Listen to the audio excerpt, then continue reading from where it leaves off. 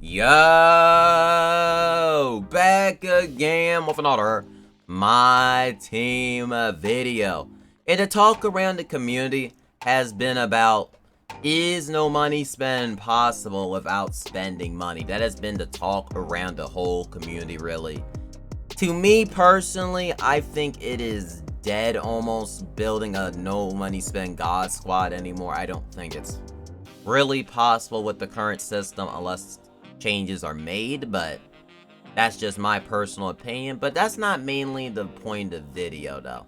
My point is to go over the point that I've been seeing people make involving the auction house and the high prices, and I'm gonna kind of go over why I feel like they're looking at it wrong and why they need to look at it from the other side. Okay, because the talk around the community has been about right here is they're saying like cards are overpriced in the market, right? They're showing things like this. Kevin Durant being 2.6 million. Earlier in the year, Gal was 4 million. It got kind of insane late in the year. Like, it got really insane. They're not wrong about that.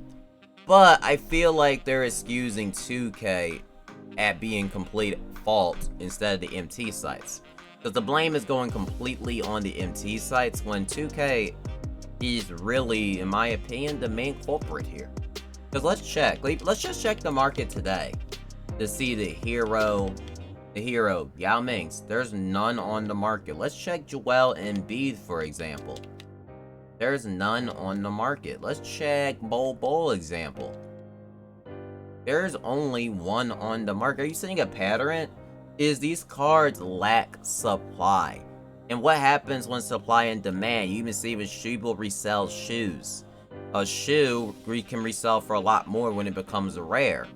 So the MT sites manipulated their price. And what did 2K do? When you come over to the odds, even in Season 7, back in Season 7, the pack odds were, let's see, where are they? Season 7. They were, not Season 7, let's just look. Yeah, well, it was 2% actually.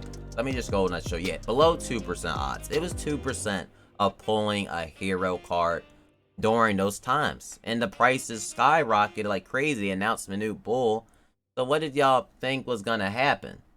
Did 2K, for example, did we come over to the token market? Did they add anything in the token market to help people? Because during that time, they weren't even dropping super packs to help the market out. So 2K didn't really try anything to make the market higher when you really just deep dive into it. And even like their guaranteed packs, we can go back when they dropped Paul George. Because back earlier in the year, if you was playing My Team, you could spend $50 for Paul George, right? And literally, you could buy it unlimited amounts of times. So what that did for the market is the market was flooded with PGs, and the MT sites, they could not do anything. They could not do anything to actually manipulate the market because there was a lot of supply on the market. It's just a supply and demand. And I feel like people are looking over that because when you look at My Team, they didn't increase the odds until like way late in the year, and then that's when they started to add like a lot more dark matters into the game. So it didn't really increase the odds, really. It really just didn't. And you're looking over, let me see. Paul George, I'll make sure I didn't forget anything. But yeah, they could have dropped the events as well, but you remember, they made every event like untradeable. Like if I have an example, let me see if I can find one of those packs. Like Kobe Bryant, for example. Where is it? Do I have one to take? Do I have one? Let's see if I have one. I might not have any takeover cards left. Yeah, I don't have one. But yeah, all those packs are untradeable and unauctionable. So you cannot auction that card, which takes less supply off the market. So at the end of the day, isn't that 2K's fault completely? Because the market doesn't rise. I'm gonna show you an example from 2K18, right? This James Harden right here, back at the time when he came out, he was the best card in the game, right? And he was going for 2 million MT, okay? Let me mute it. 2 million, DBG's video from those caddies, but he's 2 million MT, right? And look what happened to his market. His market price. Let me see if I can find it right here. because he ended up glitching in packs, right? And look what happened to his market price. Sure, it was a glitch, but it shows where. If I can find it. Yeah, Harden went to literally being a buyout. Where is it? Yeah, he became a buyout overnight because of a pack glitch where people were opening packs and they were actually pulling them. Like, they were pulling them at insane rates. So, this shows you that clearly 2K has much control over anything. Sure, this was a glitch, but like, when the odds make it attainable, the market, the MT sites can't manipulate anything. So when there's more supply on the market, the MT sites can't really do anything. So I don't really understand the argument. Maybe someone in the comment section could maybe, I don't know how you could really explain it, because I feel like that's looked over, because when I'm listening to Jazz and Ty Depot, anyone that says it, they really glance over the fact that 2K was trying to combat them. When in reality, you can make the argument they really didn't. All they did was ban them, but they didn't really try to increase supply. When they added in the guaranteed invincible or endgame, they made them unauctionable, so what's happened? Like, I mean, let's look at invincible Wemby, for example. Is he even barely up? Like, let's look.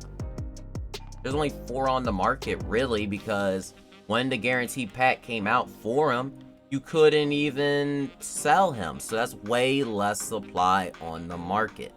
So all those things factor in. I feel like people are just really looking over that when making their arguments, because as a community, we're looking at it from one lens. These MT sites are throwing us, but we're not looking at it as from a mindset, wait a minute, 2K is not adding enough supply to the game, so of course that's gonna happen. That's just simple market. That's just simple business. Like, of course, when there's less supply, the price is going to increase because people need it. Everyone wants to outbid one another.